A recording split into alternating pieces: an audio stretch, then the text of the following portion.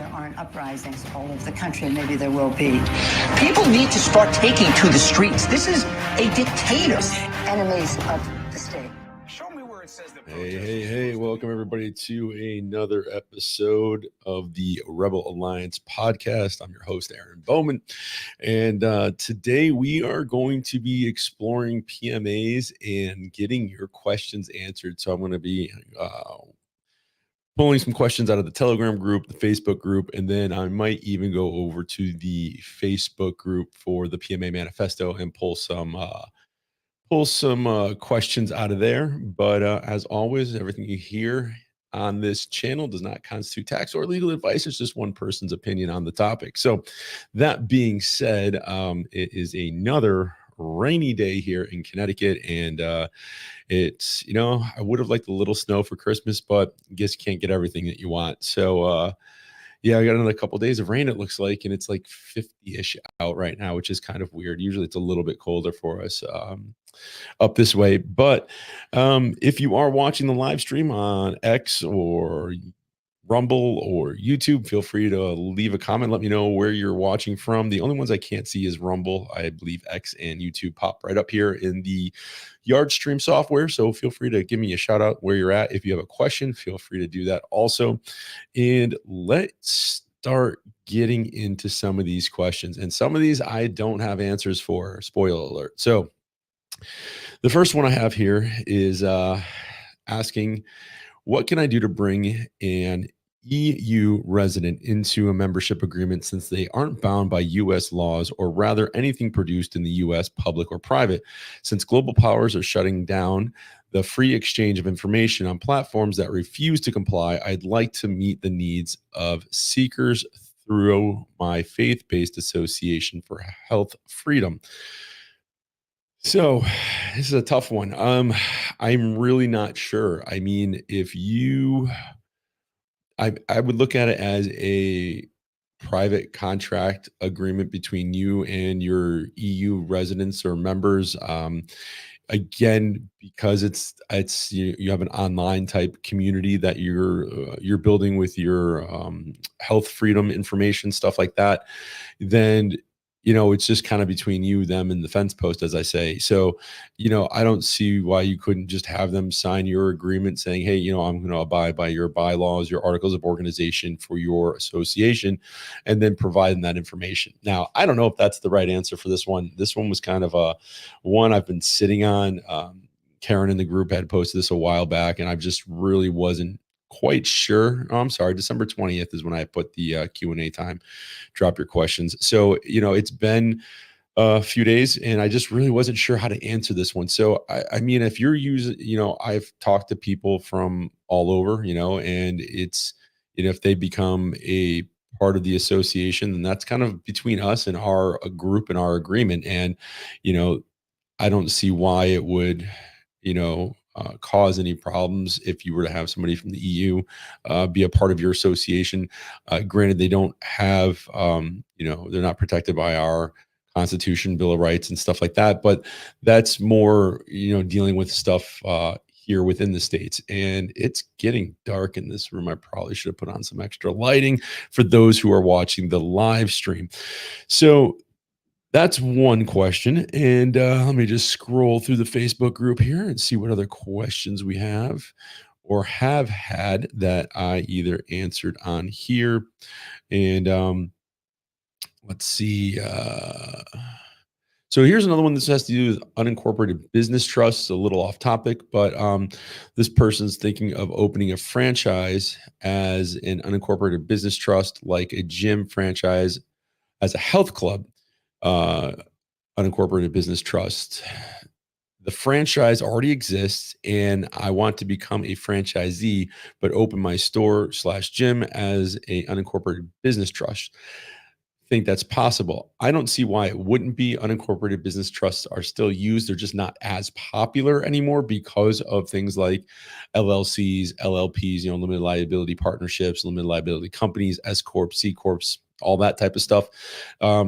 But yeah, you could, as long as the franchise that you're purchasing doesn't have an issue or something within their bylaws, if you're purchasing the franchise where it has to be set up as an S corp or an LLC, something like that, then as long as it's just the unincorporated business trust that's holding that asset, I don't see that being an issue.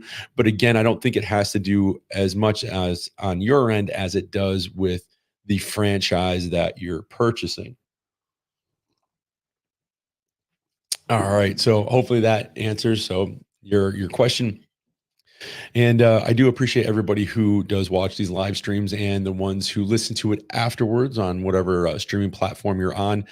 And it's been fun doing these every day, so Monday through Friday. So um, yeah, it's been great. So, anyways, I also appreciate the comments and questions, I should say, in the Facebook and um, in the East Coast PMA Telegram group. I'm just scrolling through there real quick.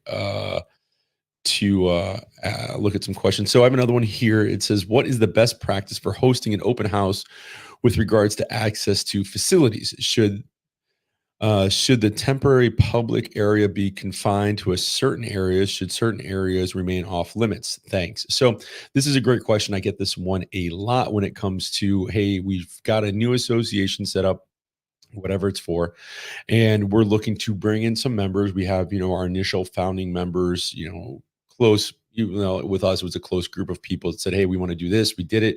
And then as word spread about us, we're, mouth to mouth or belly to belly type thing, we started having open houses. So the way that we've done it in the past, and, there's probably other ways of doing it, but this has worked for us, is we say, okay, we're going to have an open house event, and we have whatever the event's going to be. Maybe it's from like 5 to 8, whatever your time is, right? You get everything set up, you have your food, whatever it is that you're doing. But as you have people coming in that are going to be prospective members, you could, and I would highly suggest that you have them sign a membership agreement just for that day, and that would cover them and their family or whoever. And if they decide to then say, hey, yeah, I want to buy a yearly membership, a monthly membership, whatever it is that you're doing, then you already have their information on file. You can just turn that into a yearly membership and just write, paid for the year, paid for 6 months, whatever it is across the top, and as long as they've paid those dues. So I would say definitely have something set up, a table greeting people, saying, hey, how did you hear about us? Because you want to know who's coming in, right? For the most part, try to keep it word of mouth. Again, depends on how big your circles are, but maybe you want to do advertising. I wouldn't highly suggest it, but you can. Maybe we'll talk about that in a minute. But have a table there where people can come in, they can pay their fee to get in, they can sign the membership agreement, kind of explain everything to them as far as what your association is or what it does, and then let them come in. And you don't really, I don't know what kind of facility you have, but you don't really need to shut things off unless there's certain private things, like maybe there's an office that has, your members' information in it. You don't want people in there. Or maybe you are running a ministry here in Connecticut and you are exempt because you're running a ministry from, licensing for education purposes. And maybe you have a spot where there's a nursery, or there is a spot where the kids have their names on cubbies and their little wall lockers or what have you. So maybe that stuff you want to keep private so people don't go in there. Maybe you have one room that's open to say, this is what our typical classroom looks like. Here's some of the educational materials that we cover. We open with prayer, we close with prayer, we do this, we do that sort of thing. So again, it's really going to be dictated by what type of information you want to keep private. But when we do open houses, it's either a potluck type thing, or we've done different events and we have people come in to try to, check out who we are. And there's really nothing that needs to be closed off. So again, it really just depends on your level of security and privacy that you want to maintain while having prospective members come in. Now, if you didn't want to just do a full-blown open house, what you could also do is, have it maybe set up where it's recurring once a month for people to come check out who you are. Maybe you have, cheese and crackers or whatever it is you're going to do. And, people come in and they're all by word of mouth. And, maybe it's also a regular meeting for you and your members. So the prospective members come in, they get to meet all the other members, they leave, and then you handle your business. So hopefully that answers your question there. Let's see. I'm going to shoot over to, let me see if I can get into the PMA Manifesto Facebook group and see if there's any questions over there that I can answer here for people online. Nope, there we go. Let's see if we can get in there. And then I'll scroll through this in a second. Um, Here's a question. Yeah, all right. Are unincorporated required to report beneficial ownership information? Oh, this was an interesting question. Uh, so there's some information coming out beginning in January 1st, 2024. Many companies in the United States have to report information about their beneficial owners. So because what we're doing is private, we're not incorporated at any level, you don't have to report anything to anybody. As far as anybody knows, you don't even exist if you have an unincorporated association, right? So the only time I could see if there's any type of beneficial ownership information that has to get reported is if you are a managed by an LLC. So if you, for some reason, we've talked and we found it was the best way for you to have an anonymous LLC set up out in Wyoming to manage your financial aspects of your association, and then it also manages the association's finances, basically, and then all your members meet in the background with the actual association documents, then maybe that aspect would have to be reported. I don't know how this is going to look when dealing with anonymous LLCs. I haven't looked into this. This is something new for me. So I'll have to take a look at this beneficial owner information reporting. But for the most part, if you have just a straight up unincorporated association, it's not incorporated at any level unless you've incorporated it somehow or got a doing business as, and maybe you might have to report that, but most of the time that's not the cases. And so you would not have to report it to anybody. So I don't even know, this really doesn't apply to what we're doing as private individuals. So hopefully that answers your question over there on the PMA Manifesto Facebook group, which has been growing. If you guys haven't been over there, feel free to jump out, check out the East Coast PMA Facebook group, Telegram group, and then we also have the PMA Manifesto Facebook group. Just request to be a member, and we'll get through all the requests and add you at some point.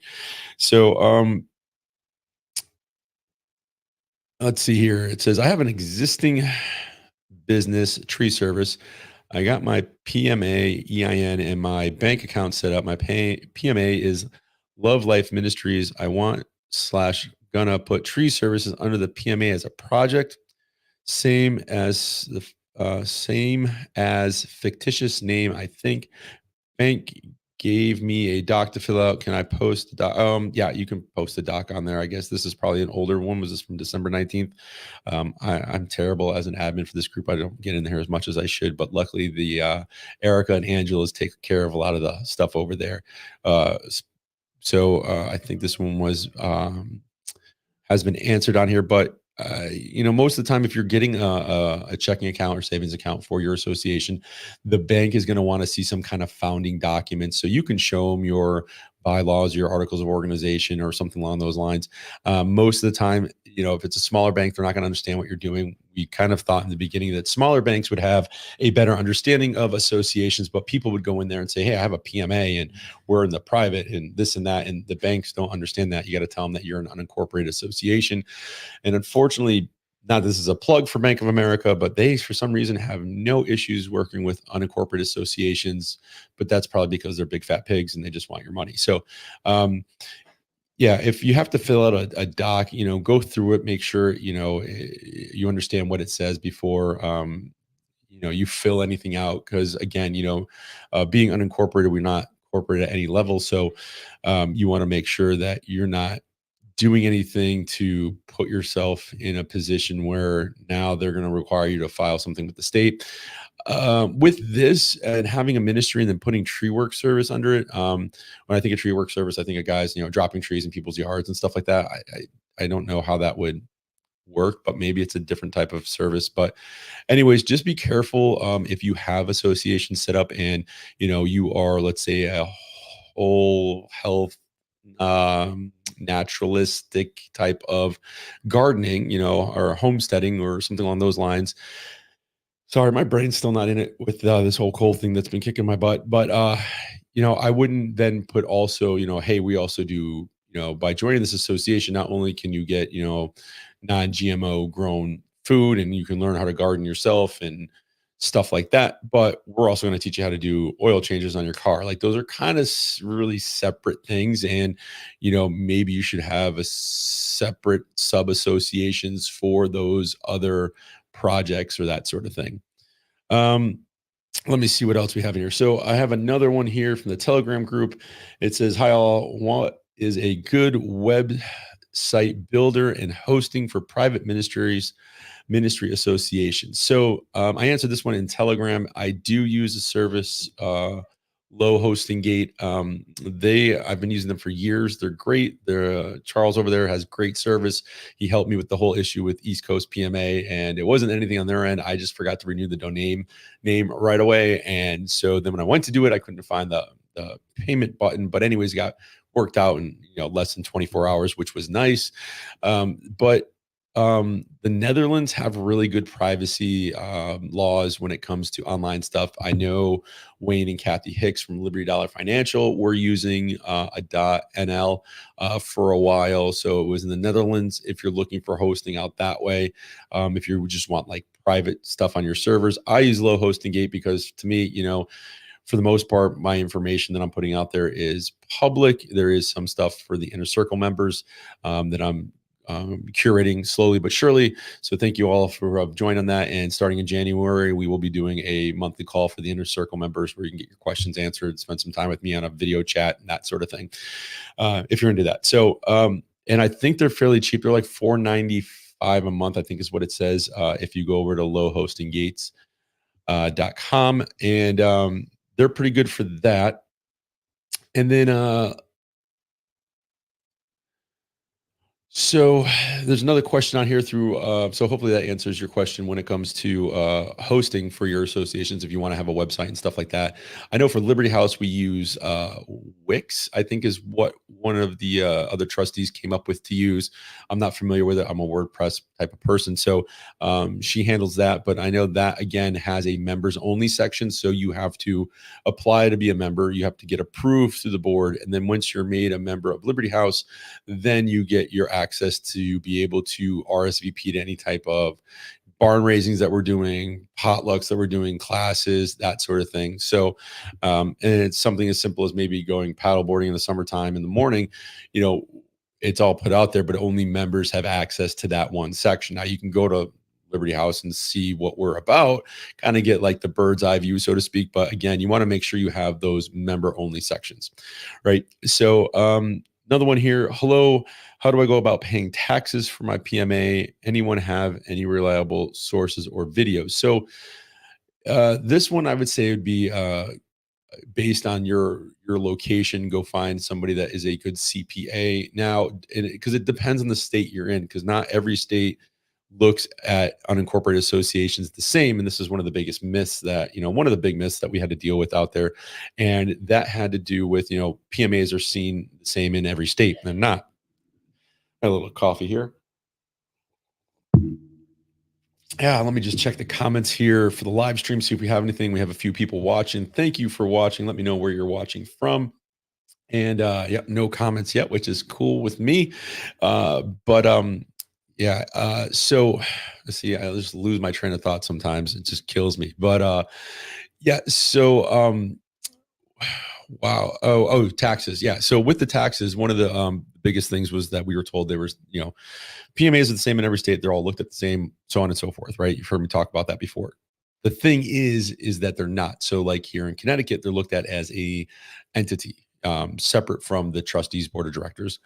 New York, that's not the case. Massachusetts, I believe, is not the case. I should know this bordering states, but each state looks at it a little bit differently. Every state recognizes an unincorporated association, but they're not all treated as individual legal entities where they can sue and be sued. So that being said, depending on how many people you have that runs your association is also going to dictate how taxes are done.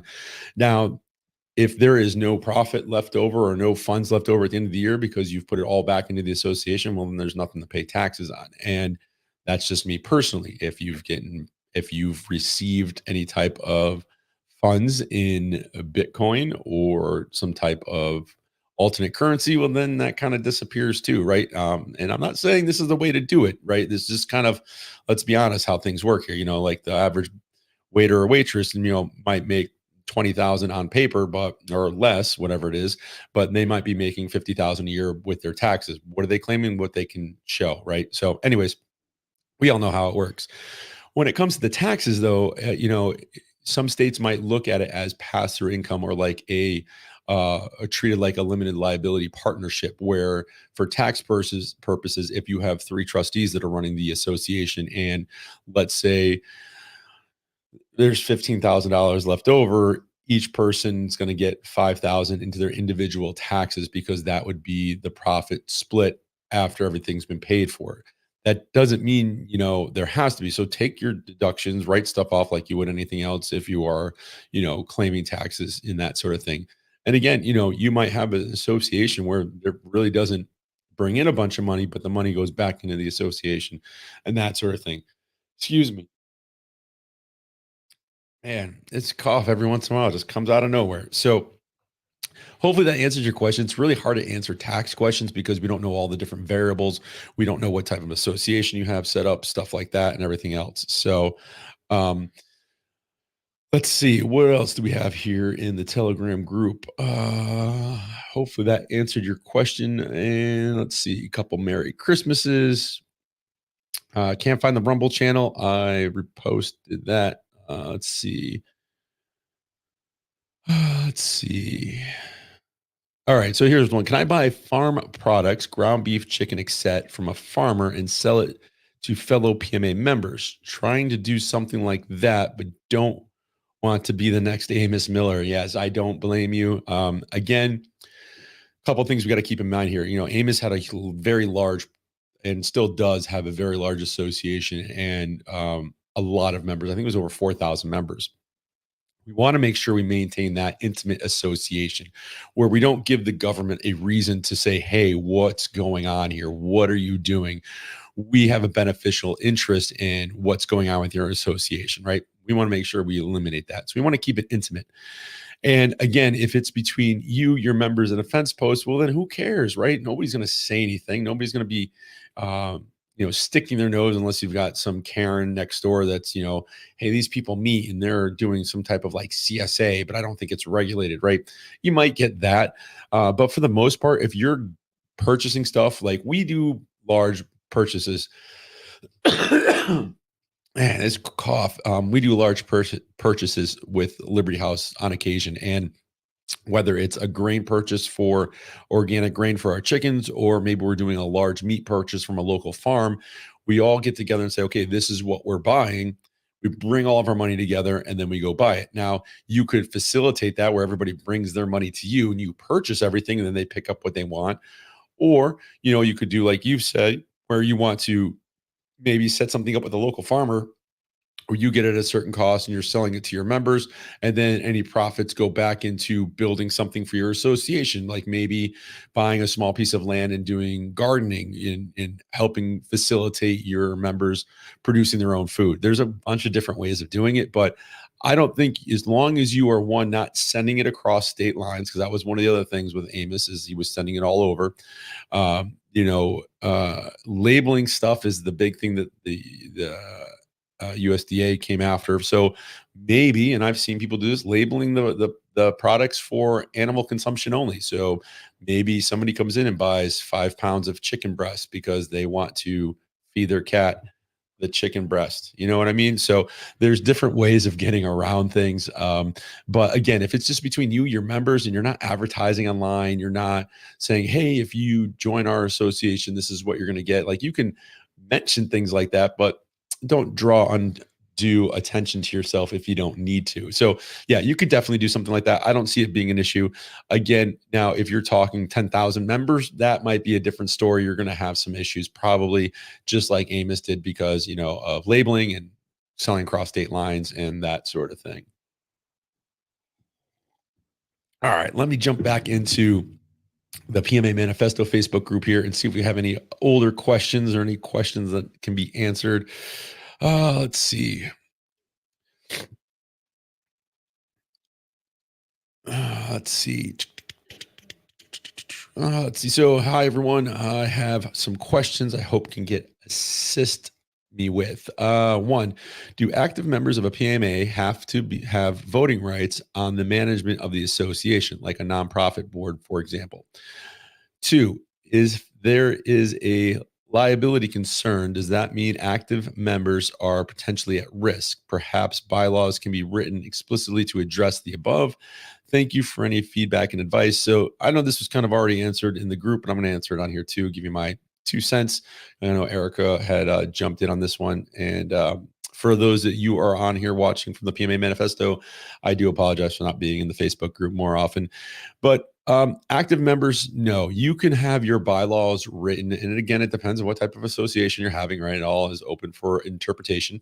But you can have it written in your bylaws where only the board of directors or the founding trustees, the founding board members, whatever you're going to call yourselves, are the ones that have voting power. You could have an advisory board set up that can advise on certain things within the association. So, like with us in Liberty, we have an advisory board made up of our most active members, and they bring concerns, gripes, and complaints to us, and we work on it that way. But it also, having the advisory board allows us as the trustees to say, hey, listen, we don't have time. I've gotten this live stream now that I'm doing. I help people create their documents, stuff like that. So that hey, can you take this on and help facilitate whatever the event is? Or we have two great ladies that have taken up the monthly, no, bi-monthly, no, quarterly, yes, quarterly uh um membership letter or newsletter that goes out, and it highlights different people that have businesses within the group and stuff like that, and cottage industries type stuff where you can help keep the money within the association's members. So yeah, you could definitely have you definitely don't need to have every active member having voting rights unless you want to do it that way, or if you are working as a certain nonprofit and it's required under IRS tax law to have your board set up a certain way because you want that tax exempt status, then you would have to follow that. Is there a liability if there is a liability concern, does that mean active members are potentially at risk? So again, it depends on what state you're in and if your association is seen as a legal entity separate from its members or not. And that was, again, like I said, one of the bigger myths. And this is all outlined if you go over to the pmamanifesto.com, or if you go over to East Coast PMA and you purchase your own set of DIY, the hybrid DIY templates.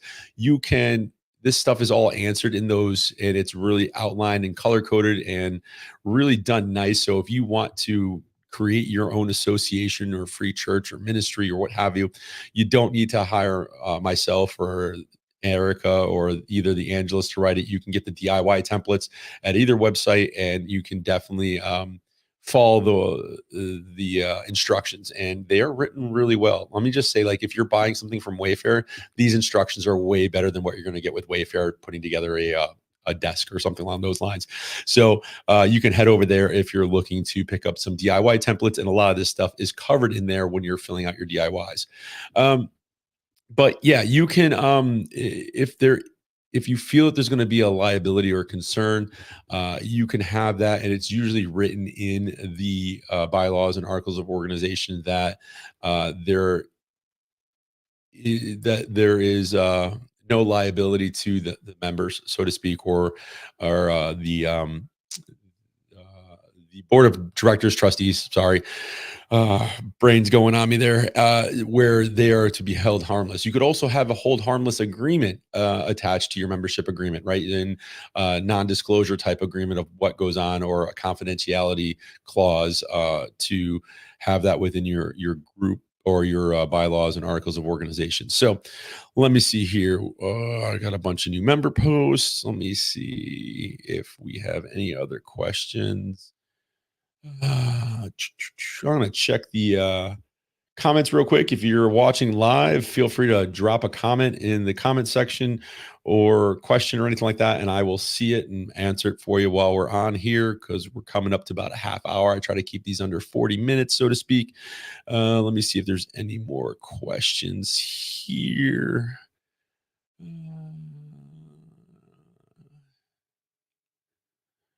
Anyone from New York or know any attorneys familiar with PMAs that you can refer me to in New York? Sorry, I don't. I don't have an answer for that one, but that was answered in the group too. All right, all right, here we go. Let's see. What do I need to do to homeschool my children without feeling anything with the state? Or is it not an option? My boys are 4 and 6 and have never been registered anywhere, including stepping foot into a hospital. Well, that's pretty cool. Um, Hats off to you. I would need a little bit more on this question, what state you're in and stuff like that. Because again, it is different from each state. And there are some great answers here on the Facebook group for the PMA manifesto. So if you're not a part of that, feel free to jump over there and request to become a member and just let us know how you heard of us because we like to know where everybody's coming from. But for example, like here in Connecticut, if this was in Connecticut and this question was being asked, then what I would say is yes, there are ways of doing it. And what we've been using here in Connecticut is General Statute 19A-77, which basically, in a nutshell, says that if you have a religious organization, doesn't say you need to have a church or ministry or synagogue or temple or anything like that. You can just have a religious organization and you are only providing education to your members' children. You are exempt from licensing. Now, you do have to show the state that you are operating properly and not using just like the veil of uh, a ministry or religious type organization. But what we do here is we set up ministries here in Connecticut and they show that they have, yes, some type of religious education that goes along. They have regular meetings. We look at the 14 points that the IRS is going to look at when deciding if you are actually a 508c1a church or not. And by using those guidelines that the IRS puts out there, we can say, hey, here's the 14 points. We're hitting a majority of them. And the state has left the majority, I mean, I should say everybody alone here so far. They do get challenged from time to time. They say, hey, you're operating without a license. We say, no, we're not. Here's the reason why. Here's the case law that backs it up. And in a nice little letter, and then they do their part. They say, okay, most of the time it's like, show me what your education is and that sort of thing. And then they kind of leave the people alone and they just say, hey, listen, if anything should change, then, or your organization style changes or structure, then you might need to be licensed. So Connecticut is one of, I think, 6 other states that are like that. If you go on the YouTube channel, you can find a video I did a while back, probably about a year and a half ago now, 2 years, where I talk about that. So that is just definitely one thing to keep in mind. I didn't realize how such a nice glow I get off this live on air on the side of my face there when it gets a little dark in the room. Anyways, for those of you who are on live and not, listening to the replay of this or listening to the podcast version, but yeah, so it depends on where you are.